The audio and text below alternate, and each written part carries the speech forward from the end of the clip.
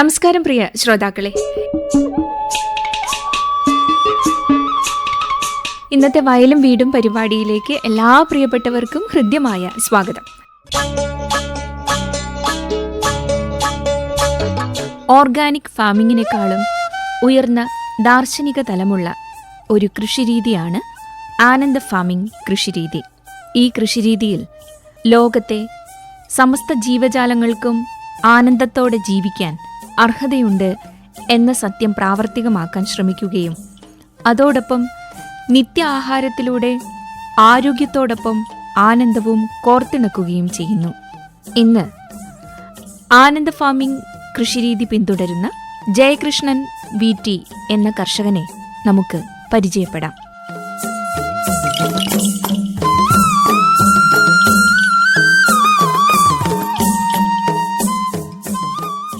നമസ്കാരം. നമസ്കാരം. വീട് കോഴിക്കോട് ജില്ലയിൽ എവിടെയായിട്ടാണ്? ചാത്തമംഗലം പഞ്ചായത്തിൽ നെച്ചുളി എന്ന് പറയുന്ന ഒരു കൊച്ചു ഗ്രാമപ്രദേശത്താണ്. ചാത്തമംഗലം ഒരു ഗ്രാമപ്രദേശമാണ്. കൃഷിയൊക്കെ ഉള്ള ഒരു പ്രദേശമാണ് ചാത്തമംഗലം. എങ്ങനെയായിരുന്നു കൃഷിയിലേക്ക് വന്നത്? ഞാൻ ശരിക്കും ഒരു പാരമ്പര്യ കർഷക കുടുംബത്തിൽ ജനിച്ച ഒരാളാണ്. പാരമ്പര്യമായിട്ട് കൃഷി അച്ഛൻ്റെ കൂടെ നടന്ന് കൃഷിയൊക്കെ പഠിച്ചിരുന്ന ഒരാളാണ്. അന്ന് എന്തൊക്കെ തരം കൃഷികൾ ഉണ്ടായിരുന്നു? അന്ന് നെൽകൃഷിയായിരുന്നു പ്രാമുഖ്യം കൊടുത്തിരുന്നത്. പക്ഷേ അതിൻ്റെ കൂടെ തന്നെ തെങ്ങ്, കവുങ്ങ്, കുരുമുളക് ഇത്തരം സാധനങ്ങളെല്ലാം ഉണ്ടായിരുന്നു. അത്യാവശ്യം നല്ല കൃഷി ഉണ്ടായിരുന്ന ഒരു കുടുംബമായിരുന്നു. കൃഷി കൊണ്ട് തന്നെ ആണ് നമ്മൾ ജീവിച്ചിരുന്നത്. നമ്മളുടെ ആ ഒരു സംസ്കാരമൊക്കെ രൂപപ്പെട്ടതൊക്കെ കൃഷി കൊണ്ട് തന്നെയായിരുന്നു. പിന്നെ എല്ലാവരും പോലെ ഞാനും ഒഴിവാക്കിയെന്നല്ല, അങ്ങനെ പഠിത്തവും ജോലിയൊക്കെ ആയിട്ട് അതിലേക്ക് തിരിഞ്ഞു. എന്ത് ജോലിയായിരുന്നു ചെയ്തുകൊണ്ടിരുന്നത്? ഞാൻ ഇലക്ട്രീഷ്യൻ ആയിരുന്നു. അപ്പോൾ അതുമായിട്ട് ബന്ധപ്പെട്ട് ആദ്യം കോളിയോലുണ്ടായിരുന്നു. പിന്നെ അത് കഴിഞ്ഞ് പല സ്ഥലത്തായിട്ട് ജോലി ചെയ്തുകൊണ്ടിരിക്കുന്ന സമയത്താണ് കല്യാണമൊക്കെ കഴിഞ്ഞു. മോനൊക്കെ ആയ സമയത്ത് ആരോഗ്യ പ്രശ്നങ്ങൾ വല്ലാതെ വീന്നു തുടങ്ങി, മക്കളൊക്കെ ആണെങ്കിലും. അപ്പോഴാണ് നമ്മൾ ചിന്തിച്ചത് ആരോഗ്യം ഒരു പ്രധാന ഘടകമല്ല എന്ന്. വേറെ പലതും നമുക്ക് നേടിയെടുക്കാം, ആരോഗ്യം ഇല്ലെങ്കിൽ ഒന്നും ഉണ്ടായിട്ട് കാര്യമില്ല. അങ്ങനെയാണ് വൈഫിന് ഒരു ജോലിയുണ്ട്. അപ്പോൾ രണ്ടുപേരും ജോലിക്ക് പോകണ്ട, ഏതായാലും കൃഷിയിലേക്ക് തിരിച്ചിറങ്ങാം വിചാരിച്ചു. എന്തായാലും ഭൂമി കാര്യങ്ങളെല്ലാം ഉണ്ടായിരുന്നു. അപ്പോൾ കൃഷിയാണെങ്കിൽ നമുക്ക് ഇഷ്ടമുള്ള സാധനമാണ്, കാരണം നമ്മളൊക്കെ രക്തത്തിൽ അലിഞ്ഞേറുന്ന ഒരു സാധനമാണ്. അപ്പോൾ അങ്ങനെ കൃഷിയിലേക്ക് ഇറങ്ങുന്ന സമയത്ത് പഴയ മാതിരിയല്ല, ഇന്ന് ഒരുപാട് സാമ്പത്തികമായ പ്രശ്നങ്ങളും സാധനങ്ങളുണ്ട്. അപ്പോൾ പ്രത്യേകിച്ച് നമ്മൾ ഓർഗാനിക് ഫാമിംഗ് ഒക്കെ ചെയ്യുമ്പോൾ അപ്പോൾ അതിനെല്ലാം മുൻകരുതലോട് കൂടി തന്നെയാണ് നമ്മൾ കൃഷിയിലേക്ക് ഇറങ്ങിയത്. കൃഷിയിലേക്ക് ഇറങ്ങി നമ്മൾ ഒന്നേന്ന് തുടങ്ങേണ്ടി വന്നു. കൃഷി തുടങ്ങിയ സമയത്ത് എന്താ വെച്ചാൽ നമ്മൾ ഓർഗാനിക് ഫാമിംഗ് ആണ്. ആദ്യം തന്നെ നമ്മൾ രാസവളം കീടനാശിനി ഒന്നും ഉപയോഗിക്കില്ല, വിളവ് നമുക്കൊരു പ്രശ്നമല്ല എന്നുള്ളൊരു ഉദ്ദേശത്തിലാണ്. പിന്നെ നാടൻ വിത്തുകൾ വേണം, ഹൈ ഈൽഡിങ് വെറൈറ്റി വേണ്ട, അതിൻ്റെയൊക്കെ കുറേ പ്രാധാന്യം മനസ്സിലാക്കിക്കൊണ്ടാണ് നമ്മൾ കൃഷിയിലേക്ക് ഇറങ്ങിയത്. അപ്പോൾ അന്നേരം നമുക്ക് ആവശ്യത്തിനുള്ള ഈ നാടൻ വിത്തുകളൊക്കെ എങ്ങനെയാണ് സംഘടിപ്പിച്ചത്? അതാണ് ആദ്യം തന്നെ സത്യം പറഞ്ഞാൽ നമുക്ക് നാടൻ വിത്തുകൾ പലപ്പോഴും ലഭ്യമല്ലായിരുന്നു. അപ്പോൾ പച്ചക്കറി വിത്തൊക്കെ ആണെങ്കിലും നമ്മൾ നെല്ലൊക്കെ ആണെങ്കിലും ഹൈ ഈൽഡിങ് വെറൈറ്റി ഒക്കെ കൃഷി വകുപ്പൊക്കെ തരുന്നതായിരുന്നു. അങ്ങനെയാണ് നാടൻ വിത്തിൻ്റെ പ്രാധാന്യം കുറച്ചും കൂടി ആഴത്തിലേക്ക് മനസ്സിലാക്കാൻ പറ്റും. പിന്നെ ആയുർവേദമൊക്കെ ആയിട്ട് ബന്ധപ്പെട്ട കുറച്ച് ബേസോ അല്ലെ കുറേ പഠനങ്ങളൊക്കെ ഉള്ളത് കൊണ്ട് തന്നെ ഒരു നാടൻ വിത്തിൻ്റെ പ്രാധാന്യം എന്താണ്, നമ്മളുടെ ശരീരം രൂപപ്പെടുത്താൻ അല്ല മനസ്സിനെ രൂപപ്പെടുത്താൻ വിത്തുകളുടെ പ്രാധാന്യം എന്താണ്, അതിൻ്റെ ജീൻ എന്താണ്, ആ ജീനും നമ്മളുടെ ശരീരമായിട്ടുള്ള ബന്ധം എന്താണ്, ഇനി വരുന്ന തലമുറയ്ക്ക് വരുന്ന ബന്ധം എന്താണെന്നൊക്കെ കുറച്ചും കൂടി ശാസ്ത്രീയമായല്ല ആയുർവേദത്തിൻ്റെതായ ഭാഷ്യത്തിൽ കുറച്ചും കൂടി ലളിതമായ രീതിയിൽ മനസ്സിലാക്കാൻ പറ്റി. അപ്പോൾ അതിനോട് കുറച്ചുകൂടി ആവേശം, കൂടുതൽ പഠനം നമുക്ക് ആവശ്യമായിട്ട് വന്നിരുന്നു. പഠനം ആവശ്യമായിരുന്നു. ബേസിക്കലി ആയുർവേദത്തിൻ്റെ ചില ബേസിക്കൽ പഠനങ്ങളുണ്ട്, അതായത് നമ്മുടെ വേദശാസ്ത്രങ്ങളും ആയുർവേദമൊക്കെ കൂടി ചില ബേസിക്കൽ പഠനങ്ങളുണ്ട്. അത് പഠിച്ചിരുന്നു. അതിന് ചിലപ്പോൾ എനിക്ക് തോന്നുന്നു ചിലപ്പോൾ നമ്മളുടെ ശാസ്ത്രീയ പഠനങ്ങളെക്കാട്ടിലും വളരെ ലളിതമായിട്ട് മനസ്സിലാക്കാനും എന്താ പറയുക നമ്മളുടെ മനസ്സിൻ്റെ ആഴത്തിലേക്ക് കുറച്ചും കൂടി 2-3 തലമുറേനൊക്കെ കൂടി പഠിക്കാൻ പോലും പറ്റുന്നൊരു സാധനമായിരിക്കും ഏതൊരാൾക്കും. കാരണം നമുക്ക് ആ പ്രകൃതിയിൽ ഇങ്ങനെ തെളിഞ്ഞു കാണാൻ പറ്റും. ആ ഒരു പ്രകൃതി എങ്ങനെയാണ് ജീവിക്കുന്നത്, പ്രകൃതിയിലെ എല്ലാ ജീവികളും എങ്ങനെയാണ് നമുക്ക് തെളിഞ്ഞു കാണാൻ പറ്റും. പ്രകൃതിയും മറ്റ് ജീവജാലങ്ങളും തമ്മിലുള്ള ബന്ധം നമ്മൾ എല്ലാം ആഹാരമാണ്, എല്ലാം അന്നമാണ്, നമ്മൾ കാണുന്നത് അന്നമാണ്. ലോകത്ത് ജീവനില്ലാത്തൊരു വസ്തുവില്ല, ഒരു ശക്തി ആർക്കും നിർമ്മിക്കാൻ പറ്റില്ല, ഒരു ശക്തി ആർക്കും നശിപ്പിക്കാൻ പറ്റില്ല, ശക്തികൾ ട്രാൻസ്ഫർ ചെയ്യുന്നത് മാത്രമേ ഉള്ളൂ എന്നൊക്കെയുള്ള ബേസിക്കലായ സാധനം. ഏതൊരു ശക്തിയാണോ നമ്മൾ സ്വീകരിക്കുന്നത് അതിൽ ഉണ്ടാവുന്ന ഗുണങ്ങൾ നമ്മളിലേക്ക് എത്ര വരുന്നു സാധനം എന്നൊക്കെ. നമ്മളിപ്പോൾ ഒരു ഹൈ ഈൽഡിങ് വെറൈറ്റി കഴിക്കുമ്പോൾ അതേപോലെ ഹൈ ഈൽഡിങ് വെറൈറ്റി ആയിട്ട് നമ്മളുടെ ശരീരമോ ഒക്കെ വർക്ക് ചെയ്യും. അതാണിപ്പോൾ മക്കളൊക്കെ 6-7 വയസ്സിലൊക്കെ മെച്യൂരിറ്റി ആവുന്നു, അതുകൊണ്ടുണ്ടാകുന്ന സാമൂഹിക പ്രശ്നങ്ങൾ ബാക്കിയുള്ളത്. അപ്പോൾ നമ്മൾ ആ പ്രശ്നങ്ങളെ മാത്രം കണ്ടിട്ട് കാര്യമില്ല, അതെങ്ങനെ ഉണ്ടാവുന്നു, എന്തുകൊണ്ടുണ്ടാവുന്നു, എവിടെയാണ് പിഴവ് പറ്റിയതെന്നും കൂടി നമ്മൾ അറിഞ്ഞ് തിരുത്തേണ്ടിയിരിക്കുന്നു. അപ്പോൾ അവിടെ ഞാൻ പറഞ്ഞ ആയുർവേദത്തിനൊക്കെ കുറേ പഠനങ്ങൾ അതിൻ്റെ അകത്തുണ്ട്. നമുക്ക് ശാസ്ത്രീയമായിട്ട് തെളിയിക്കുന്നതിനേക്കാൾ വളരെ ലളിതമായിട്ട് ചിലപ്പോൾ തോന്നും.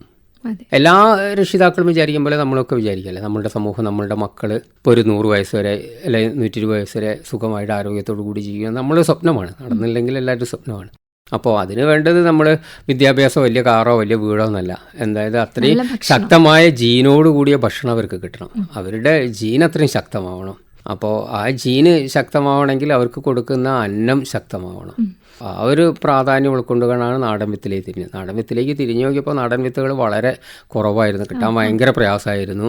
അങ്ങനെയാണ് നാടൻ വിത്തിൻ്റെ ഒരു കളക്ഷൻ തുടങ്ങിയത്. അങ്ങനെയാണ് ഇപ്പോൾ ഏകദേശം 10-200ഓളം നാടൻ നെൽവിത്തുകൾ എൻ്റെ കയ്യിലുണ്ട്. അത് ശരി. അപ്പോൾ അത് ശേഖരിച്ച് വെക്കുകയാണ്. ഇപ്പോഴും നമ്മൾ കൺസർവ് ചെയ്തുകൊണ്ട്.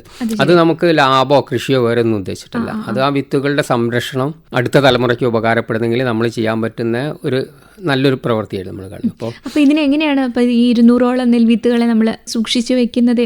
ഓരോ വർഷവും നമ്മളെടുത്ത് കൃഷി ചെയ്യും. അതിൻ്റെ അകത്തു നിന്ന് ഒരു നിശ്ചിത ശതമാനം നമ്മളെടുത്ത് കഴിഞ്ഞ് നല്ല ശുദ്ധമായ വിത്തുകളെടുത്ത് നമ്മൾ ചെയ്യും.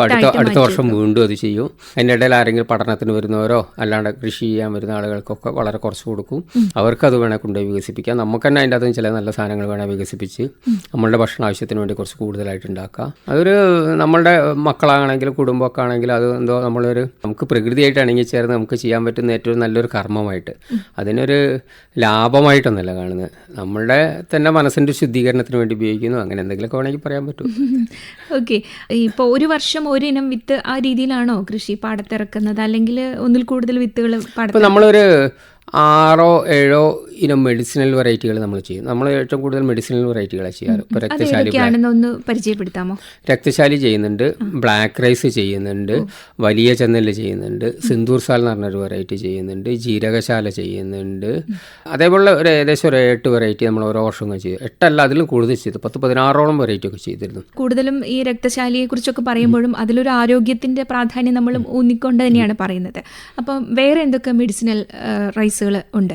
നമ്മളിപ്പോൾ അതിൽ ചെയ്യുന്നത് ഇപ്പോൾ രക്തശാലി, ബ്ലാക്ക് റൈസ്, നവര, ബ്ലാക്ക് നവരയൊക്കെ സാധാരണ നമ്മൾ കഴിച്ച് കഴിഞ്ഞാൽ എന്താ പറയുക, വാതസംബന്ധമായ രോഗങ്ങൾ കുറയുന്നൊക്കെ പറഞ്ഞിട്ടാണ്. അതുകൊണ്ടാണല്ലോ ആയുർവേദത്തിൽ നവര തേപ്പിടാനും സാധനമൊക്കെ ഉപയോഗിക്കുന്നത്. ഇപ്പോൾ ശരിക്കും ആയുർവേദത്തിൻ്റെ ഭാഷയത്തിൽ തന്നെ പറയുന്നത് 90 ദിവസമോ അതിൽ കുറവോ മൂപ്പുള്ള അരികൾ അരച്ച് മേല് തേപ്പായിട്ടിട്ടാൽ പോലും തന്നെ നമ്മളുടെ ഞരങ്ങൾക്കൊക്കെ ബലം നൽകാനൊക്കെ സഹായിക്കും. അപ്പോൾ ഇന്ന് പലപ്പോഴും നമുക്കുണ്ടാകുന്ന പല പ്രശ്നങ്ങളുണ്ടല്ലോ. അപ്പോൾ അതുകൊണ്ടാണ് നമ്മൾ മെഡിസിനൽ റൈസിലേക്ക് കുറച്ചുകൂടി കേന്ദ്രീകരിക്കാനുണ്ടായ കാരണം. രക്തശാലിയൊക്കെ ആണെങ്കിലും പണ്ട് പ്രസവിച്ച് കഴിഞ്ഞാൽ സ്ത്രീകളൊക്കെ ചെന്നലിൻ്റെ കഞ്ഞിയാണ് കഴിക്കുക. അവരൊറ്റ കഞ്ഞി കഴിച്ചിട്ടാണ് അവർ ചിലപ്പോൾ വീണ്ടും റെസ്റ്റ് ഇല്ലാണ്ട് പണിക്ക് പോലും അറിയരുത്. അത്രത്തോളം പ്രാധാന്യം നമ്മളുടെ അന്നം എന്ന് പറയുന്ന അരിക്കുണ്ടായിരുന്നു. അതിനെ വെളുപ്പിച്ചെടുത്ത് നമ്മൾ മാർക്കറ്റിലേക്ക് വെച്ച് വിഷം വന്നപ്പോൾ ആ അന്നം വിഷമായി മാറി, അന്നത്തിന് അത്രത്തോളം പ്രാധാന്യം കുറഞ്ഞു. ഇന്നിപ്പോൾ ഡോക്ടറാണെങ്കിൽ ആളുകളാണ് എന്താ ആദ്യം പറയാം, രോഗം വന്നു കഴിഞ്ഞാൽ ചോറ് ഒഴിവാക്കണം. അതെന്താ വെച്ചാൽ അത് അന്നമല്ലാതായി മാറി. അതിൻ്റെതായ ഔഷധ പ്രാധാന്യത്തോടു കൂടി കഴിക്കുമ്പോൾ അത് അന്നമായി മാറുള്ളൂ. അത് വിഷമാണ്. അരിയുടെ തവിട് കളഞ്ഞ് വരുമ്പോൾ അതിൻ്റെ അകത്തുള്ള വെറും കാർബോഹൈഡ്രേറ്റ് മാത്രമാണ്. കാർബോഹൈഡ്രേറ്റ് മാത്രം കഴിച്ചു കഴിഞ്ഞാൽ അതൊരു പരിധി വരെ ആയിക്കഴിഞ്ഞാൽ വിഷമാണ്. അതുകൊണ്ടാണ് എല്ലാവരും അരിയെ കുറ്റം പറയുക. യഥാർത്ഥത്തിൽ അരി എന്ന് പറയുന്നത് വെറും കാർബോഹൈഡ്രേറ്റ് മാത്രമല്ല, അതിൽ വൈറ്റമിൻ ബി, ഇപ്പോൾ രക്തശാലിനകത്താണ് വൈറ്റമിൻ B5, പുതിയ ബ്ലഡ് സെൽസ് ഉണ്ടാകുന്ന സാധനം, സിൽവർ, നാനോ ലെവലിൽ സിൽവർ, ഇത്തരം പോലുള്ള പല അയണ്, പല സാധനങ്ങൾ അടങ്ങിയിരിക്കുന്നതാണ്. പക്ഷെ അതിൻ്റെ ആ തവിടിൻ്റെ മുകളിലാണ് ഈ സാധനങ്ങളെല്ലാം ഉള്ളത്. അതെടുത്ത് കളഞ്ഞു കഴിഞ്ഞാൽ നമ്മൾ അതിൻ്റെ അകത്തുള്ള വൈറ്റ് സാധനം മാത്രം എടുക്കുമ്പോൾ അത് വെറും കാർബോഹൈഡ്രേറ്റ് മാത്രം. ഒരു പരിധിയിലധികം കാർബോഹൈഡ്രേറ്റ് കയറി കഴിഞ്ഞാൽ ശരീരത്തിന് ദഹിപ്പിക്കാൻ പറ്റില്ല, ഷുഗർ വരും. അങ്ങനെ പല ജീവിതശൈലി രോഗങ്ങളിൽ നിന്ന് നമ്മളിങ്ങനെ ഓമനപ്പേരിട്ടിരിക്കുന്ന പല സാധനങ്ങളും ഇങ്ങനെ കൊണ്ടുവരും. അത് അരിയുടെ ദോഷമല്ല, അത് നമ്മൾ ചെയ്യുന്ന പ്രവൃത്തിയുടെ ദോഷമാണ്. പിന്നെ ഈ ഓരോ വെറൈറ്റിയും വരുമ്പോൾ ഇത് കലർപ്പില്ലാണ്ട് കൊണ്ടു നടക്കാനും ബാക്കിയുള്ളവർക്ക് ഭയങ്കര പ്രയാസം കൊണ്ടും അതിന് വരുന്ന സാമ്പത്തിക പ്രയാസമൊന്നും ഇന്നത്തെ ആളുകൾക്ക് മനസ്സിലാവുന്നില്ല. അപ്പോൾ നമുക്ക് അതിനനുസരിച്ചുള്ളൊരു മൂല്യം കിട്ടിയാലല്ലേ നമുക്ക് മുന്നോട്ട് കൊണ്ടുപോകാൻ പറ്റുള്ളൂ. അങ്ങനെ നമ്മൾ ഓരോ വർഷവും ഇങ്ങനെ കുറഞ്ഞു വരികയാണ്. ആളുകൾ എത്രത്തോളം ഏറ്റെടുക്കുന്നു, അത് എത്രത്തോളം ലാഭകരമായിട്ടല്ലെങ്കിൽ പോലും എത്രത്തോളം അത് സസ്റ്റെയിനായിട്ട് നിലനിന്ന് പോകാൻ പറ്റുന്ന ഒരവസ്ഥയിലേക്ക് വരുന്നോ, അപ്പോൾ നമ്മളത് ചെയ്യും. അത് നമുക്കൊരു ആനന്ദം നൽകുന്ന ഒരു പ്രവൃത്തിയാണത്. കുറച്ച് വെറൈറ്റികൾ ഉണ്ടാക്കുക, അതിൻ്റെ പാടത്തോടെ നടക്കുക, അത് ആളുകളൊക്കെ അത് അംഗീകരിക്കുകയൊക്കെ ചെയ്യുമ്പോൾ നമ്മളുടെ ഒരു മാനസിക ആനന്ദം നൽകുന്നത്. ഇപ്പോൾ പറഞ്ഞല്ലോ ഈ കലർപ്പില്ലാണ്ട് കൃഷി ചെയ്തു പോരാന്ന്. അപ്പോൾ അതൊരു സംശയം കാരണമാണ് ഞാൻ ചോദിച്ചത്, ഒരു നെൽവിത്തനം തന്നെയാണോ ചെയ്യുന്നത് എന്നുള്ളത്. ഒന്നിൽ കൂടുതൽ ചെയ്യുമ്പോഴാണല്ലോ നമുക്ക് അവിടെ കലർപ്പ് ഉണ്ടാവാനുള്ള സാധ്യത ഉണ്ടാവുന്നത്. അപ്പോൾ അന്നേരം അത് നമ്മൾ ഈ സൂക്ഷിച്ച് വെക്കുന്ന വിത്തിനെ ബാധിക്കാറുണ്ടോ? അതിനാണ് അകവയൽ എന്ന് പറഞ്ഞൊരു പ്രോഗ്രാം ഉണ്ട് നമുക്ക്. നമ്മളിപ്രാവശ്യം പാലക്കാടൊക്കെ വെച്ച് ട്രെയിനിങ് നടത്തി. അപ്പോൾ ബാക്കിയുള്ള കർഷകർക്കൊക്കെ വേണ്ടി അത് ചെയ്യുന്നത് എന്താ വെച്ചാൽ നമ്മൾ ഓരോ വർഷവും വിത്തിൻ്റെ ശുദ്ധി നിലനിർത്തുകയാണ്. പല കർഷകരിപ്പോൾ പ്രത്യേകിച്ചും കമ്പൈൻഡ് ഹാർവസ്റ്റർ പോലുള്ള ഹാർവസ്റ്റർ പല സംവിധാനമൊക്കെ വന്നപ്പോൾ വിത്തിൻ്റെ ശുദ്ധി നഷ്ടപ്പെട്ടു. അതെ. അപ്പോൾ നമ്മളെ നാട്ടിൽ തന്നെ ഇപ്പോൾ രക്തശാലി എന്നും പറഞ്ഞ് ഇപ്പോൾ ജൈവ രാസ കൃഷി എന്നുള്ളത് വേറെ കാരണം. പക്ഷെ അതിൽ കൂടുതൽ രക്തശാലി എന്ന് പറഞ്ഞ് വിൽക്കുന്ന അരികളിൽ പലതിലും 50% അല്ലാത്ത അരികളാണ്. ഇപ്പോൾ ജീരശാലേൻ്റെയൊക്കെ ആ ഒരു ബിരിയാണി അരിൻ്റെയൊക്കെ അല്ലെങ്കിൽ നമുക്ക് അതിൻ്റെ ആ ഒരു ടേസ്റ്റും സാധനങ്ങളും കിട്ടണമെങ്കിൽ അതിൽ ഏകദേശം 90% ജീരശാല ആയിരിക്കണം. 10% ചിലപ്പോൾ കലർപ്പ് വന്നാൽ പോലും വലിയ പ്രശ്നമുണ്ടാകും. ഇത് ചിലപ്പോൾ 40% ജീരശാല ഉള്ളൂ. ബാക്കിയുള്ള പല അരികളും അതിൽ ചേർന്നിട്ട് അതിൻ്റെ ആ ടേസ്റ്റോ ആ ഒരു ഗുണമോ ഒക്കെ നഷ്ടപ്പെടുന്ന ഒരവസ്ഥയിലേക്കാണ്. അപ്പോൾ ഇതിനെ വളരെയധികം കർഷകർ ശ്രദ്ധിക്കേണ്ടതുണ്ട്. കൃഷി തുടങ്ങുന്നതിന് മുന്നേ ശ്രദ്ധിക്കണം. വിത്ത് എടുത്തു വെക്കുമ്പോൾ തന്നെ നമ്മൾ അതിന് വേണ്ട ശ്രദ്ധ കൊടുത്ത് പിന്നെ അടുത്ത പ്രാവശ്യം പറയാൻ പറ്റുമോ നമുക്ക്? ഇപ്പോൾ പലരും ഇപ്പോൾ ഒരു 3-4 ഏക്കർ അതിപ്പോൾ പലരുടേതാണെങ്കിലും പല ഇനങ്ങളിലുള്ള നെൽവിത്തുകളായിരിക്കും അവിടെ ഉണ്ടാവുക. അപ്പോൾ അവിടെ തീർച്ചയായിട്ടും അതിൽ കലർപ്പുണ്ടാവാനുള്ള സാധ്യതയുണ്ട്. അപ്പോൾ അങ്ങനെയാണെങ്കിൽ എങ്ങനെ നമ്മൾ കർഷകർ എന്തൊക്കെ ശ്രദ്ധിക്കണം ഒരു വിത്ത് ശേഖരണം നടത്തുമ്പോൾ? നമ്മൾ ആദ്യം തന്നെ ചെയ്യാന്ന് വെച്ചാൽ നെല്ല് കതിര് വന്ന് വിളവാകുന്ന സമയത്ത് നമ്മൾ അതിൻ്റെ അകത്തുനിന്ന് ഏറ്റവും നല്ല പോഷൻ നോക്കി വെക്കും. ഒരു ഏക്കർ 2 ഏക്കർ സ്ഥലമാണെങ്കിൽ ഏറ്റവും നല്ല വിളവുള്ള നല്ല കരുത്തുള്ള സ്ഥലം നമ്മൾ ആദ്യം നോക്കി വെക്കും. അതിൻ്റെ ആ ഫ്ലവറിങ് സമയത്ത് നമുക്കറിയാം. അപ്പോൾ ആ ഭാഗത്ത് നിന്ന് നമ്മളൊരു 4-5 കിലോ വിത്ത് കിട്ടാൻ പറ്റിയ പാകത്തിൽ ഏറ്റവും നല്ല കതിര് നോക്കി നമ്മൾ തന്നെ പറിച്ചെടുക്കും. അപ്പോൾ അത് വേറെ അധികം ആൾക്കാരെ ഏൽപ്പിക്കാറില്ല. കാരണം നമ്മളെ മക്കളോ ആരെങ്കിലും ഒക്കെ കൂടെ ഉണ്ടാവും. കാരണം അത് വളരെ ശ്രദ്ധയോടുകൂടി ചെയ്യേണ്ട ഒരു പ്രവൃത്തിയാണ്. അപ്പോൾ അതാണ് നമ്മൾ അടുത്ത വർഷം എടുത്ത് കൃഷി ചെയ്യുക. ഇങ്ങനെ ഓരോ 4 വർഷം കൂടുമ്പോൾ 3-4 വർഷം കൂടുമ്പോൾ ഓരോ വിത്തുകളും നമ്മളിങ്ങനെ ശുദ്ധീകരിക്കും. അതിന് ചില സമയത്ത് ചില പ്ലോട്ടുകൾ തന്നെ അതിനു വേണ്ടി ചിലപ്പോൾ നമ്മൾ ഉണ്ടാക്കും ശുദ്ധീകരണത്തിന് വേണ്ടിയിട്ട്. ഈ വിത്തുകളാണ് ചെയ്യുക. ചിലപ്പോൾ നമ്മൾ വേറെ നെല്ല് വിത്ത് കലർപ്പായിട്ടില്ലെങ്കിൽ പോലും ആ വിത്തിൻ്റെ അകത്തുനിന്ന് തന്നെ ചിലപ്പോൾ മാറി വരും. അപ്പോൾ അതിനെല്ലാം ഒഴിവാക്കിയെടുക്കുക. ഒരു 3-4 വർഷം നമ്മൾ ചെയ്യുമ്പോൾ നമ്മളെ നെല്ലിൻ്റെ അകത്ത് നോക്കുക ഒരു 10% മുതൽ മാക്സിമം പോയാൽ 15% 4 വർഷമൊക്കെ ആകുമ്പോഴത്തേക്ക് വരുള്ളൂ. അപ്പോഴത്തേക്ക് നമ്മൾ അടുത്ത വിത്ത് ഉണ്ടായിരിക്കും. കാരണം ഒരു 5 കിലോ കിട്ടിക്കഴിഞ്ഞാൽ അതിൻ്റെ അകത്ത് നമുക്ക് എന്തായാലും 150 കിലോ 200 കിലോ വിത്തിൻ്റെ അടുത്ത് കിട്ടും നമുക്ക്. അപ്പോൾ അതെടുത്ത് അടുത്ത വർഷം കൃഷി ചെയ്യാൻ പറ്റും. അപ്പോൾ അങ്ങനെ ഓരോ 4 വർഷം കൂടുമ്പോൾ നമ്മളിങ്ങനെ മാറ്റിക്കൊണ്ടിരിക്കും വിത്ത്. 3-4 വർഷം, അധികം 3 വർഷം കൊണ്ട് മാറും, മാക്സിമം പോയാൽ 4 വർഷം. ഓക്കെ. അപ്പോൾ ഈ വിത്ത് ശേഖരിച്ച് വയ്ക്കുന്നതിന് താങ്കളൊരു പ്രത്യേക സംവിധാനം തന്നെ ഒരുക്കിയിട്ടുണ്ടെന്നാണ് കേട്ടിട്ടുള്ളത്. അതേക്കുറിച്ചൊന്ന് വിശദീകരിക്കാമോ? നമ്മൾ വിത്തുകൾ ഇപ്പം എന്താ വെച്ചാൽ കാലാവസ്ഥാ വ്യതിയാനം കൊണ്ട് ഭയങ്കരമായ ചൂടൊക്കെ വരുന്നതുകൊണ്ട് വിത്തുകളുടെ മുള വലിയൊരു പ്രശ്നമാണ്. അതിനാണ് നമ്മളിപ്പോൾ അവിടെ ഒരു മൺവീട് അതിൻ്റെ അകത്ത് പനോലയൊക്കെ ഇട്ട് കെട്ടിയ. അപ്പോൾ അതിൻ്റെ അകത്താകുമ്പോൾ നമുക്കുണ്ടാകുന്ന ടെമ്പറേച്ചറിനൊക്കെ കുറച്ചുകൂടി, ഇപ്പോൾ വാർപ്പിൻ്റെ കൂടാകുമ്പോൾ ഉണ്ടാകുന്ന ടെമ്പറേച്ചറില്ലേ, ആ ടെമ്പറേച്ചറിനെ കുറച്ചും കൂടി വെക്കാൻ പറ്റും. ഇപ്പോൾ ഒരു 40 ഡിഗ്രി 50 ഡിഗ്രിയിലൊക്കെ ചൂടായി കഴിഞ്ഞാൽ ചില സാധനങ്ങൾ പൂക്കില്ല കഴിയും. അതേപോലെ തന്നെയാണ് ചില ഇതിൻ്റെ നെല്ലിൻ്റെ അങ്കുരണ ശേഷി, അതൊരു ജീവനുള്ള വസ്തുവാണല്ലോ. കാരണം അടുത്ത വർഷത്തേക്ക് മുളയ്ക്കാന്ന് പറയുമ്പോൾ അതിൻ്റെ ആ ജീവൻ നിലനിൽക്കാൻ ആവശ്യമായ ഒരു അന്തരീക്ഷം അതിനുണ്ടായിരിക്കും. വിത്തും ജീവനുള്ളതാണ്. അതിനുള്ള ജീവനെ നിലനിൽക്കാൻ പറ്റിയ ഒരു സാഹചര്യം നമ്മൾ ഒരുക്കി കൊടുക്കണം. നമ്മൾ വിത്ത് ഉണക്കുമ്പോൾ ശ്രദ്ധിക്കേണ്ട കുറേ കാര്യങ്ങളുണ്ട്. എത്ര ദിവസം മഞ്ഞും ആ രീതിയിൽ തന്നെയാണോ ഇതൊക്കെ സൂക്ഷിക്കുകയൊക്കെ വിത്ത് ചെയ്യുന്നത്? അങ്ങനെ തന്നെയാണ്. പലപ്പോഴും എല്ലാ സമയത്തും അത്ര പറ്റിയെന്ന് വരില്ല. കാലാവസ്ഥ നമ്മൾ വിചാരിച്ച മാതിരി കിട്ടില്ല. അതുകൊണ്ട് തന്നെ പക്ഷെ വിത്തിന് ചെയ്യുന്നത് നമ്മൾ പ്രത്യേകിച്ച് ഈ അകവേൽ പ്രോഗ്രാമിലൊക്കെ എടുക്കുന്ന വിത്തില്ലേ, ശുദ്ധീകരണത്തിന് എടുക്കുന്ന വിത്തുകൾ ചെയ്യുന്നത് 7 മഞ്ഞും 7 വെയിലും ഒക്കെ കൊണ്ട് ആ വിത്ത് പൊട്ടിച്ച് നോക്കിക്കഴിഞ്ഞാൽ അതിൻ്റെ ഉള്ളിലുള്ള ഉണക്കത്തിൻ്റെ ഒരു സാധാരണ നെൽവിത്തുകൾക്ക് ഇപ്പോൾ സാധാരണ സപ്ലൈക്കോ സംഭരിക്കുക അല്ലെങ്കിൽ നമ്മൾ ഉണക്കി സൂക്ഷിച്ചൊക്കെ ഒരു 11 മോയ്സ്ചറിലാണ്. പക്ഷെ വിത്തിനെടുക്കുമ്പോൾ അതൊരു 9 മോയ്സ്ചറിലൊക്കെ ആക്കി എടുക്കും. അപ്പം അത് നമുക്ക് അങ്ങനെ മെഷീൻ വെച്ച് ചെക്ക് ചെയ്യണമെന്നൊന്നുമില്ല. നമുക്ക് കണ്ടാൽ തന്നെ അറിയാൻ പറ്റും. പിന്നെ കുറേ കാലത്തെ പരിചയം കൊണ്ട് നമുക്കറിയാൻ പറ്റും. നമുക്കത് പൊട്ടിച്ചു നോക്കുമ്പോൾ അതിൻ്റെ ഉള്ളിലുള്ള ആ ഒരു കളറിൻ്റെ കണ്ടാൽ നമുക്ക് അതിൻ്റെ ഏകദേശം പാകത്തിലായി നമുക്ക് മനസ്സിലാക്കാൻ കഴിയും. ഓക്കെ. അപ്പം ശരിക്കും പറഞ്ഞാൽ ഇപ്പോൾ കൃഷിയിലേക്ക് ഇറങ്ങുന്ന കർഷകരാണെങ്കിലും കൃഷി ലാഭമാണോ എന്ന് ചോദിച്ചാൽ ലാഭമാണെന്ന് പറയുന്നവരും അല്ലാത്തവരും ഉണ്ട്.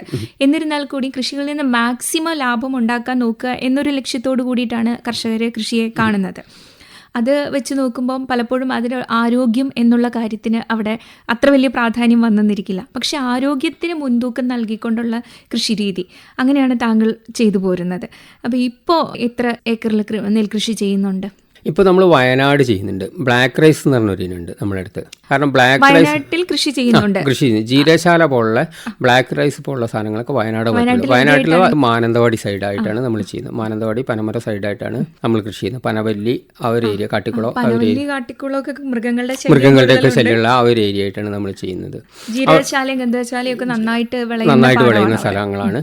പിന്നെ പോരാത്ത അവിടുത്തെ ആ ക്ലൈമറ്റിലാണ് ബ്ലാക്ക് റൈസിനൊക്കെ ആ ഒരു ഗുണം കിട്ടുക. ബ്ലാക്ക് റൈസ് ഒക്കെ ശരിക്കും ഇപ്പോൾ ഒന്ന് കേരളത്തിൽ എൻ്റെ അഭിപ്രായത്തിൽ ഏറ്റവും കൂടുതൽ ആളുകൾ ഉപയോഗിക്കേണ്ട ഒരു സാധനം, ഒരു മെഡിസിൻ ആയിട്ട് പോലെങ്കിൽ പോലും. നമുക്ക് ആദ്യം ഇതിനെപ്പറ്റി അത്ര അറിയില്ല. നമ്മളൊരു ഔഷധ ഗുണമുണ്ട്, സാധനമുണ്ട്. ഇപ്പോൾ ഒരു കേരളത്തിലേക്ക് വന്ന് ഏറ്റവും കൂടുതൽ ബ്ലാക്ക് റൈസ് കൃഷി ചെയ്തു അതിന് ഏറ്റവും കൂടുതൽ ആൾക്കാർക്ക് കൊടുക്കുക ഒക്കെ ഉള്ളൊരു പരിചയമുണ്ട്.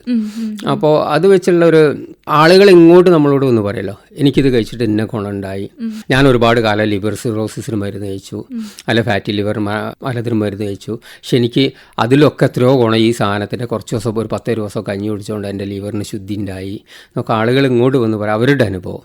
അപ്പോൾ ഇപ്പോഴും നമ്മൾ പറയാം എങ്ങനെ നമ്മുടെ അടുത്ത് വാങ്ങുന്നത്. ഇപ്പോൾ ഇങ്ങനെയൊക്കെ ആളുകൾ പറയുന്നുണ്ട്. പക്ഷെ നിങ്ങളെന്തായാലും കഴിച്ച് നോക്കിയിട്ട് നിങ്ങൾ സ്വയം അനുഭവം പറയും. അപ്പോൾ സാറിന് എല്ലാ കമ്പനിക്കാരും പറയാം നമ്മളുടെ സാധനം നന്ന് അതാണ് ഇതാണ്.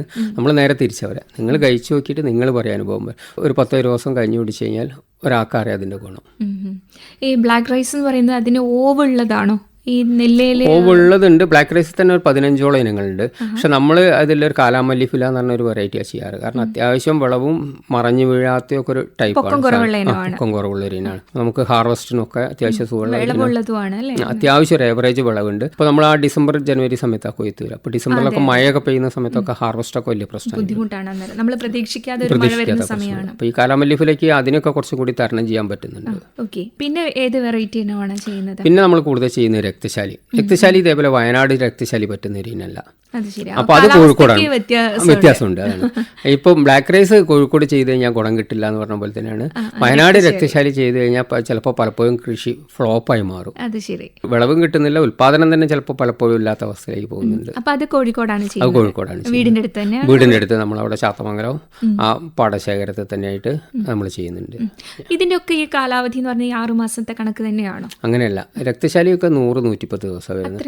പക്ഷെ അതേ സമയത്ത് ബ്ലാക്ക് റൈസിനും ഇവിടെ 100-110 ദിവസം വരുന്നത്. പക്ഷെ അത് വയനാട് പോകുമ്പോൾ ഏത് നെല്ലാണെങ്കിലും ഒരു 20 ദിവസം 30 ദിവസം കൂടും.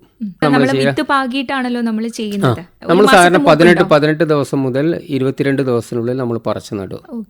അപ്പോൾ ആ സമയത്ത് നമ്മൾ പറിച്ചു നട്ട് ആ സമയത്ത് മുതൽ പരിചരണം തുടങ്ങും. അപ്പോൾ അത്ര ദിവസത്തിനുള്ളിൽ നമുക്കത് പറിച്ചു നടാനായിട്ട് പറ്റും. അപ്പോൾ ഈ കൃഷികളെല്ലാം ചെയ്യുന്നത് ഇപ്പോൾ ഏറ്റവും പ്രധാനമായിട്ട് രക്തശാലിയും ഈ ബ്ലാക്ക് റൈസും ആണല്ലോ നമുക്ക് എടുത്തു പറയാനുള്ള നെൽവിത്തിനങ്ങൾ അല്ലെങ്കിൽ നമ്മൾ ചെയ്യുന്ന രീതി എന്ന് പറയുന്നത്. ഇതൊക്കെ ഓർഗാനിക് ഫാമിംഗ് രീതിയിലാണ് ചെയ്യുന്നത്. അതേക്കുറിച്ചൊന്ന് വിവരിക്കാമോ? ഇത് ഓർഗാനിക് ഫാമിംഗ് ചെയ്യുക എന്ന് പറയുമ്പോൾ ആദ്യം ശ്രദ്ധിക്കേണ്ടത് നമ്മൾ രോഗം വരുന്നതിൻ്റെ മുന്നേ തന്നെ രോഗം വരാനുള്ള സാധ്യതകൾ മനസ്സിലാക്കി. ഇപ്പോൾ നെൽവിത്ത് നമ്മൾ ചെയ്യുകയാണെങ്കിൽ നമ്മൾ ആദ്യം തന്നെ ഒരു കലണ്ടർ ഉണ്ട് നമ്മളെ കയ്യിൽ. അല്ല, നമ്മളായിട്ടുണ്ടാക്കി അതിന് എന്തെല്ലാം ചെയ്യണം എന്നുള്ളൊരു കലണ്ടർ ഉണ്ട്. ഇപ്പോൾ നമ്മളിപ്പോൾ രക്തശാലി ഞാറ് നട്ടു, ഒരു 10-15 ദിവസം കൂടുമ്പോൾ അതിന് ഇന്ന രോഗങ്ങൾ വരും, അതിന് ഇന്ന സാധനങ്ങൾ ചെയ്യണം.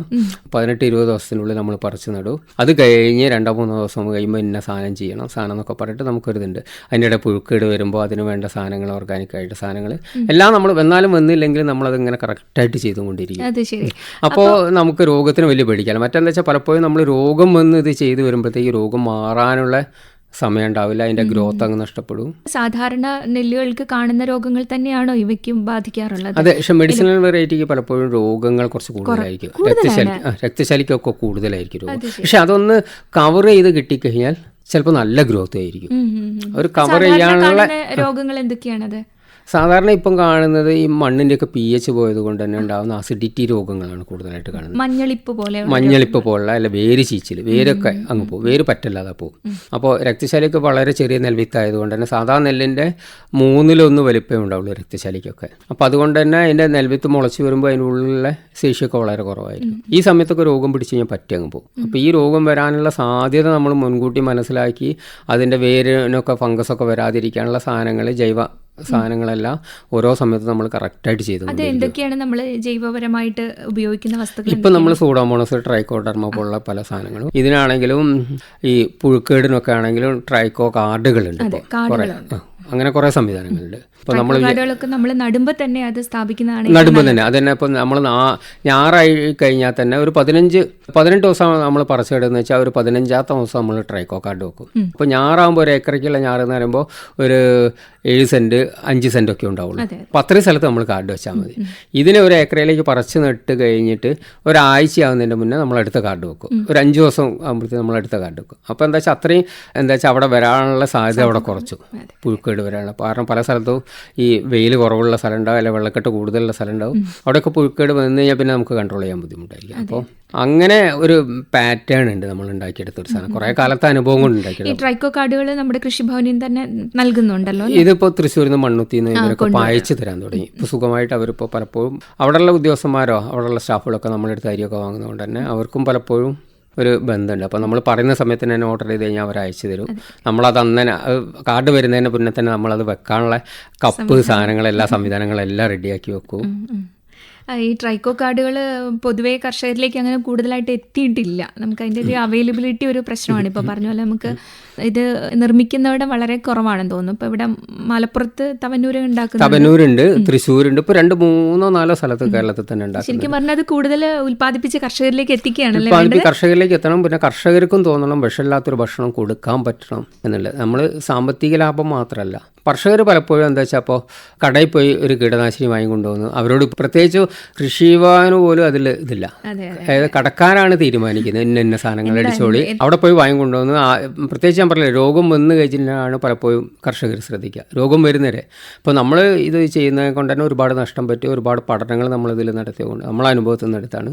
രോഗം വരുന്നതിൻ്റെ മുന്നേ തന്നെ നമ്മളൊരു പാറ്റേൺ ഉണ്ട്. ആ പാറ്റേൺ അനുസരിച്ച് നമ്മളിങ്ങനെ ചെയ്തുകൊണ്ടിരിക്കുമ്പോൾ രോഗം ബാധിക്കുന്നില്ല, അത്യാവശ്യം വിജയകരമായിട്ട് നമുക്ക് ഫാമിങ് ചെയ്യാനും പറ്റുന്നുണ്ട്.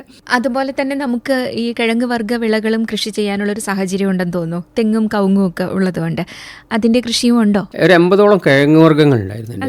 പക്ഷെ അതിപ്പോൾ എനിക്കിപ്പോൾ തീരെ ചെയ്യാൻ പറ്റുന്നില്ല. ഇപ്പം എൻ്റെ ആവശ്യത്തിന് പോലും കിഴങ്ങ് വർഗ്ഗങ്ങൾ പലപ്പോഴും പല ഫാമിംഗ് ഒക്കെ ഉള്ള പല ആളുകളുടെ അടുത്ത് നിന്ന് വാങ്ങുകയാണ് ചെയ്യുന്നത്. കാരണം അത്രത്തോളം രൂക്ഷമായി പന്നിശല്യം. നെല്ലിലാണെങ്കിൽ പോലും ഭയങ്കര നമ്മൾ ഉറക്കില്ലാത്ത രൂപത്തിൽ നിൽക്കുന്ന അവസ്ഥയിലേക്ക് പന്നിശല്യം എന്ന് പറഞ്ഞാൽ അതിഭയങ്കര രൂക്ഷമായി. അപ്പോൾ മുള്ളം പന്നിയാണെങ്കിലും കാട്ടുപന്നിയൊക്കെ ആണെങ്കിലും നമ്മൾ നെല്ലൊക്കെ അങ്ങ് കേടുവരുത്തി പോകണ കണ്ടാൽ അവരുടെ ഒരു ഇതായിരിക്കും. പക്ഷെ പറഞ്ഞിട്ടില്ല, അത്രത്തോളം ഭയങ്കര രൂക്ഷമായി. അപ്പോൾ ആ പാടത്തൊക്കെ ശരിക്കും നമ്മൾ നെല്ലൊക്കെ കതിര് വന്നു കഴിഞ്ഞാൽ ഏകദേശം ഞാനും മോനൊക്കെ ഏകദേശം പാടത്തൊക്കെ തന്നെ ഒരു രാത്രി നല്ലൊരു സമയം തന്നെ, രാവിലത്തെ പണിയൊക്കെ കഴിഞ്ഞ് പിന്നെ പാടത്തും കൂടി ഇതായി പിറ്റേന്ന് രാവിലെ ഇറങ്ങാനൊക്കെ പറയുമ്പോൾ ഏകദേശം ഒരു മാസമൊക്കെ ഹാർവെസ്റ്റിങ്ങിൻ്റെ മുന്നുള്ള ഒരു മാസമൊക്കെ ശരിക്കും ഭയങ്കര പാടായി. നെല്ലിന് ആ പാല് വന്ന് തുടങ്ങുന്ന സമയത്താണ് ഇവരുടെ അക്രമം അതിരൂക്ഷമാകുക. അത് 2, 3 പാടം വെച്ചാൽ നമ്മൾ പടകമൊക്കെ വെച്ച് ഒരു ഭാഗത്തുനിന്നാക്കി അങ്ങനെ ഒരുപാട് ചെയ്താൽ പോലും. അപ്പം അതിനുവേണ്ടി ഫെൻസിങ് കാര്യങ്ങൾ എന്തെങ്കിലും ചെയ്തിട്ടുണ്ടോ? ഫെൻസിങ് ചെയ്തിട്ടില്ല. എന്നാൽ പാടത്തിൻ്റെ ഒരു പ്രശ്നം, നമ്മളെ പാടത്തിനൊക്കെ പ്രശ്നം വെച്ചാൽ സ്ഥിരമായ ഒരു ഫെൻസിങ് അവിടെ നടക്കില്ല. കാരണം ഈ ഒരു 4 മാസത്തെ കൃഷി കഴിഞ്ഞാൽ പിന്നെ ആ പാടം കാലിയാണ്. പിന്നെ അവിടെ വലിയ പ്രളയമൊക്കെ വന്ന് വെള്ളമൊക്കെ കയറി അങ്ങനെ എല്ലാ ചണ്ടി എല്ലാം നായിട്ട് നിൽക്കുന്ന സ്ഥലമാണ്. അപ്പോൾ ഇത് കഴിഞ്ഞ് അയച്ച് മാറ്റണം. അപ്പം അങ്ങനത്തെ എന്തെങ്കിലും ചുരുങ്ങിയ സംവിധാനങ്ങൾ നോക്കണം. കിഴങ്ങ് വിളകളെ ഈ വന്യമൃഗങ്ങളെ പേടിച്ചിട്ട് അത് കൃഷി പക്ഷെ അവയുടെ വിത്തും ഇതുപോലെ ശേഖരിച്ച് വെച്ചിട്ടുണ്ടാവുമല്ലോ. ഇല്ല, ഞാനത് പല കർഷകർക്ക് കൊടുത്തു. പല ഭാഗത്തുള്ള തൃശ്ശൂരൊക്കെ ഉള്ള പല ഭാഗത്ത് കിഴങ്ങുകൾ സംരക്ഷിക്കാൻ പല കർഷകർക്കായിട്ട് കൊടുത്തു. ഞാൻ എന്താ വെച്ചാലും എൻ്റെ കയ്യിൽ നിന്ന് നശിച്ചു പോയിരുന്നുണ്ടായിരുന്നു. അങ്ങനെ കൊടുക്കേണ്ടി വന്നു. എനിക്കിപ്പോഴും കിഴങ്ങ് വർഗ്ഗങ്ങൾ കുറച്ചെന്തെങ്കിലും ചെയ്യണമെന്ന് ആഗ്രഹമുണ്ട്. പക്ഷേ ഒന്ന് അത്രയും ദൂരം ബാലൻസിങ്ങൊക്കെ ചെയ്ത് അതിന് മെയിൻറ്റെയിനൊക്കെ ചെയ്ത് ഏതെങ്കിലും ഒരു അവസ്ഥ വരികയാണെങ്കിൽ ചെയ്യണമെന്ന് ആഗ്രഹമുണ്ട്. ഉണ്ടാക്കിയെടുക്കുന്ന ഉൽപ്പന്നങ്ങൾ വിപണനത്തിനായിട്ട് തയ്യാറാകുന്നുണ്ടല്ലോ. എങ്ങനെയാണ് അത് വിപണിയിലേക്ക് എത്തിക്കുന്നത്? നമ്മൾ ശരിക്കും സത്യം പറഞ്ഞാൽ ബേസിക്കലി കൃഷിക്കാരാണ്. മാർക്കറ്റിംഗ് നമുക്ക് അങ്ങനെ വഴങ്ങുന്ന സാധനമല്ല. മാർക്കറ്റിംഗ് വേറൊരു തലമാണ്. ചിലപ്പോൾ നമ്മൾ രാസവളമൊക്കെ ചെയ്യാതെ അത്രയും കഠിനമായിട്ട് ഉണ്ടാക്കിയ സാധനം, ഞാൻ പറയില്ല, മിക്സ് ഒന്നും ഇല്ലാതെ എടുത്ത സാധനത്തിൻ്റെ ഇരട്ടി വിലയ്ക്ക് രാസവളം കീടനാശിനിയൊക്കെ ഇട്ട ആളുകൾ ഓർഗാനിക്കാന്നും പറഞ്ഞ് വിൽക്കും. അത് അവരുടെ കച്ചവടമായ അവരുടെ കഴിവാണ്.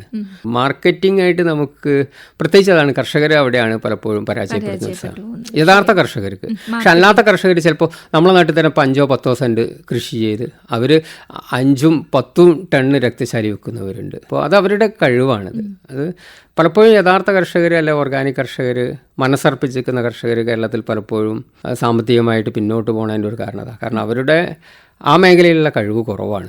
മാർക്കറ്റിങ്ങിനുള്ള മാർക്കറ്റിംഗ് മേഖല. അപ്പോൾ താങ്കൾ അങ്ങനെ വിദേശ വിപണിയിലേക്കൊന്നും നമ്മൾ എത്തിയിട്ടില്ല. നമ്മളുടെ അടുത്ത് തന്നെ വരുന്ന ഇപ്പം തന്നെ നമ്മൾ സോഷ്യൽ മീഡിയ വിപണി ആ ഒരു തരത്തിലേക്കൊന്നും നമുക്ക് എത്താൻ പോലും പറ്റിയിട്ടില്ല. പക്ഷേ വിപണനം നടത്തുന്നുണ്ട്. വിപണനം നടത്തിച്ചാൽ നമ്മളെടുത്ത് വന്ന് വാങ്ങുന്ന ആളുകൾ അല്ല അവർ പറയുന്ന ആളുകൾ നമ്മളിറക്കുന്ന ഒരു ഹെൽത്ത് മിക്സ് ഒക്കെ ഉണ്ട്. ബ്ലാക്ക് റൈസ് ആരോ റൂട്ടൊക്കെ പടവച്ച ഇപ്പോൾ കീമോ ചെയ്യുന്ന ആളുകൾക്കൊക്കെ ഭയങ്കര ക്ഷീണത്തിற்கு വ്യത്യാസമുണ്ട്.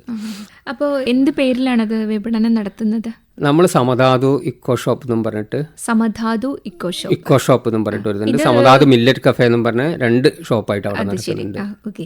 അപ്പോൾ ഇതിപ്പം MBR ക്യാൻസർ സെന്ററിന് തൊട്ട് താഴെ. അത് ശരി, അവിടെയായിട്ടാണ് ഈ ഷോപ്പ് ഉള്ളത്. അവിടെ വന്നാൽ ഇത് വാങ്ങാൻ പറ്റും. നമ്മൾ അവിടെ ചെയ്യാനുള്ളൊരു കാരണം ഇതാണ്. കാരണം നമ്മളിപ്പോൾ എന്ത് കഴിക്കണം തീരുമാനിക്കും നമ്മളല്ല, സമൂഹത്തിലുണ്ടായിരിക്കുന്ന ഒരു ഓളം തീർക്കുന്നുണ്ട്.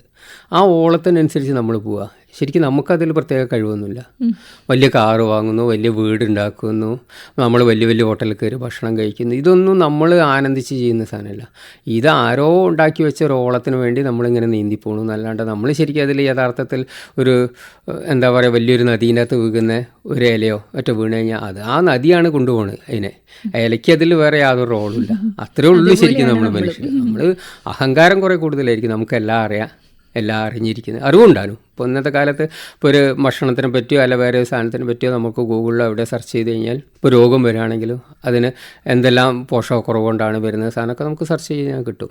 പക്ഷേ ഇതറിഞ്ഞിട്ട് കാര്യമില്ലല്ലോ, കണ്ണുണ്ടായിട്ട് കാര്യമില്ലല്ലോ, കാണണ്ടേ. നമ്മുടെ ആരോഗ്യത്തിന് മുൻതൂക്കം നൽകുന്ന ഭക്ഷണക്രമം ആയിരിക്കുക, അതാണ് വേണ്ടത്. അത് നമ്മളുടേതാണ് ആവശ്യം. നല്ല ഭക്ഷണം കഴിച്ചുകൊണ്ട് മാത്രം രോഗം വരാതിരിക്കില്ല. ഒരുപാട് ഘടകങ്ങളുണ്ട്. പക്ഷെ അതിൽ ഒരു പ്രധാനപ്പെട്ട ഒരു ഘടകമാണ് നല്ല ഭക്ഷണം എന്നുള്ളത്. അപ്പോൾ നമ്മൾ ഈ ഹെൽത്ത് ഇൻഷുറൻസിന് കൊടുക്കുമ്പോഴുള്ള ഒരു പരിഗണന നമ്മൾ ഈ നല്ല ഭക്ഷണത്തിനും കൊടുക്കേണ്ടതായിട്ടുണ്ട് എന്നാണ് എനിക്ക് തോന്നുന്നത്. തീർച്ചയായിട്ടും നമ്മൾ നല്ല ഭക്ഷണക്രമത്തിലൂടെ പോവുകയാണെങ്കിൽ പല രോഗങ്ങളെയും നമുക്ക് മാറ്റി നിർത്താനായിട്ട് കഴിയും. കഴിയുന്നുള്ളത് നമ്മൾ മാത്രമല്ല, ലോകത്ത് മൊത്തം നടന്ന പഠനങ്ങൾ പറയുന്നത്. അതോടൊപ്പം തന്നെ വ്യായാമത്തിനും അതേപോലെ തന്നെ വ്യായാമത്തിനും നല്ല പ്രാധാന്യം കൊടുക്കും. കൃഷി ചെയ്യുന്നതോടൊപ്പം തന്നെ ഈ വിത്തിനങ്ങൾ നമ്മൾ ആവശ്യമുള്ളവർക്ക് കൊടുക്കാറുണ്ട്. അതുപോലെ തന്നെ ഉൽപ്പാദിപ്പിച്ചിരിക്കുന്ന ഈ വിഭവങ്ങളെല്ലാം ആവശ്യക്കാർക്ക് നൽകാറുണ്ട്. അപ്പോൾ അതിനായിട്ട് താങ്കളെ ബന്ധപ്പെടണമെങ്കിൽ താങ്കളുടെ ഫോൺ നമ്പർ ഒന്ന് പറയാമോ? 7970017970. ഒന്നുകൂടി പറയാം, 7970017970. ഓക്കെ. മഴകൾ നനഞ്ചേ, ചെറുവയലുകളൊക്കെ നനഞ്ചേ, പുട്ടിയൊരുക്കി പറഞ്ചേ, ചെറുഞാറുകൾ കെട്ടിയെറിഞ്ചേ. മഴകൾ നനഞ്ചേ, ചെറുവയലുകളൊക്കെ നനഞ്ചേ, കുട്ടിയൊരുക്കി പറഞ്ചേ, ചെറുഞാറുകൾ കെട്ടിയെറിഞ്ചേ. കോമല ചെന്തിലമാല, ചെറു കണ്ണമ്മ കളി കറുമ്പി, ചാത്ത ചടയമരായ ചെറുമികളെല്ലാരും വന്നേ. മഴകൾ നനഞ്ചേ, ചെറുവയലുകളൊക്കെ നനഞ്ചേ, കുട്ടിയൊരുക്കി പറഞ്ചേ, ചെറുഞാറുകൾ കെട്ടിയെറിഞ്ചേ. പ്രിയമുള്ളവരെ, ആനന്ദ ഫാമിംഗ് കൃഷിരീതി പിന്തുടരുന്ന കർഷകൻ ജയകൃഷ്ണൻ VT പങ്കെടുത്ത അഭിമുഖ സംഭാഷണത്തിന്റെ ആദ്യ ഭാഗമാണ് ശ്രോതാക്കൾ ഇതുവരെ കേട്ടത്. ജയകൃഷ്ണൻ VT പങ്കെടുത്ത അഭിമുഖ സംഭാഷണത്തിന്റെ അടുത്ത ഭാഗം ഈ വരുന്ന വ്യാഴാഴ്ച, അതായത് 24-ാം തീയതി വൈകുന്നേരം 6:50 വയലും വീടും പരിപാടിയിൽ കേൾക്കാം.